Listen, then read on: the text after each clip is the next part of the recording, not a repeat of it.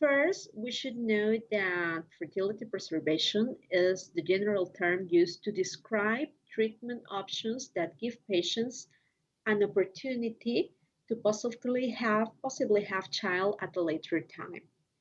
It is useful when patients are faced with a risk of losing their fertility.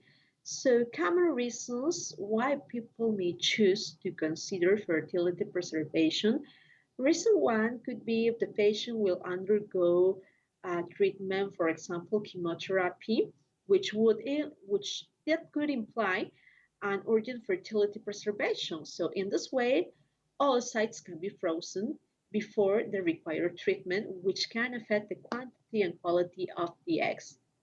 On the other hand, reason two, we have a patient that will undergo a radiation. So that is why emergency cryopreservation of eggs would be ideal. Another reason is if the patient risk-free would undergo surgery for an oncological condition or a gynecological condition that affects the ovarian reserve.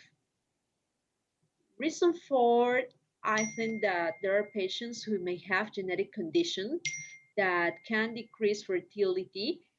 On the other hand, there are other conditions of a genetic nature which do not imply fertility problems, but a health problem in the offspring could be we could observe in the future. So that is why counseling is provided to reduce risks through preimplantation genetic status.